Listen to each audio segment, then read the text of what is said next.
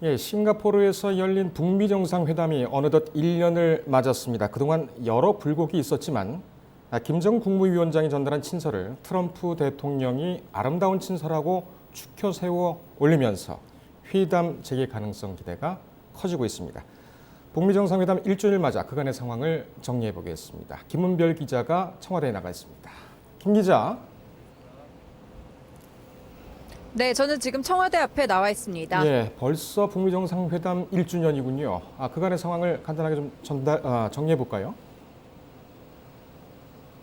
네, 오늘 그러니까 작년 6월 12일이죠. 싱가포르 센토사 섬 내 카펠라 호텔에서 역사적인 첫 북미 정상회담이 있었습니다. 이때 김정은 북한 국무위원장과 트럼프 대통령은 공동 성명에 서명을 했는데요.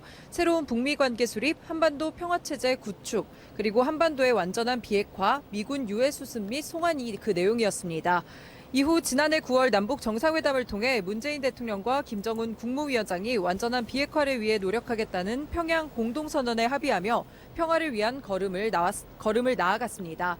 그리고 올해 2월 베트남 하노이에서 북미 정상회담이 또다시 열려 빅딜에 대한 기대감이 고조됐었는데요.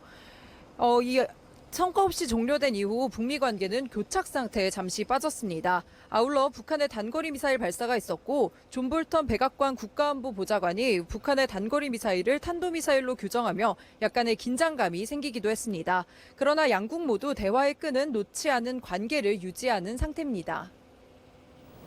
예, 김정은 국무위원장이 보낸 친서를 받은 트럼프 대통령이 상당히 기분이 좀 좋은가 봅니다. 이 3차 회담 가능성 어떻게 보십니까?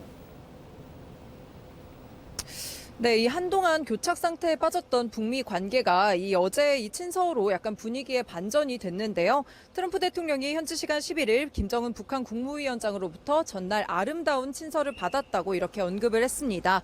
트럼프 대통령은 친서는 매우 개인적이고 따뜻했으며 매우 멋졌다고 평가하면서 이 친서의 전달 경위나 내용에 대해서는 언급하지 않았습니다.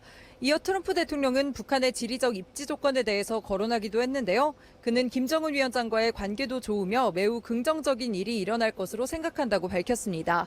이에 따라 일각에서는 3차 북미 정상회담 가능성도 제기되고 있습니다.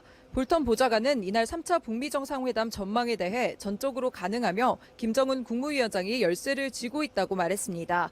또한 미국 국무부 대변인실 관계자는 싱가포르 정상회담에서 맺은 합의안을 추진하기 위해 북한과 건설적인 논의에 참여할 준비가 돼 있다고 말했습니다.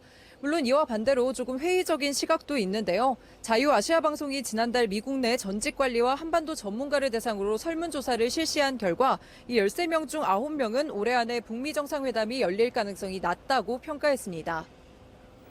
네, 이 친서 전달과 화답 분명히 일부 진전한 것이긴 하지만 일희일비할 것은 아니겠군요.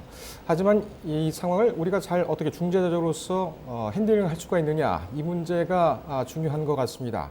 그래야 남북 관계도 우리가 주도를 하게 되는 것이겠죠.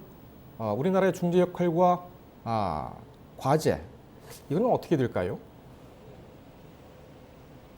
네, 한국은 이제 계속해서 그 중재자 역할을 톡톡히 수행해 왔는데요. 남북 정상의 4.27 판문점 선언과 원포인트 남북 정상회담 등이 북미 정상회담을 성사시키는 다리로서의 역할을 해왔습니다. 다만 이 하노이 북미 정상회담 결렬 이후 한국의 중재 역할도 약간의 시험대에 올랐는데요.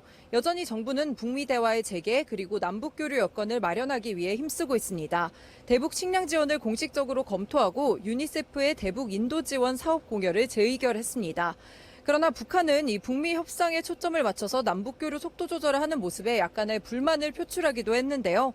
김정은 위원장은 지난 4월 12일 시정연설에서 문재인 대통령을 겨냥해 오지랖 넓은 중재자, 촉진자 행세를 할 것이 아니라 민족의 이익을 옹호하는 당사자가 돼야 한다고 말했습니다. 실질적으로 북한이나 미국에서 직접 이전과 입장을 달리해 움직이지 않는 이상 근본적인 해결이 어려우며 이 중재 역할에도 한계가 있다는 지적이 나옵니다. 이런 가운데 이 노르웨이를 국빈 방문 중인 문재인 대통령은 현지 시간 12일 오슬로 포럼에 참석해 이 한반도의 평화를 주제로 기조연설을 할 계획인데요.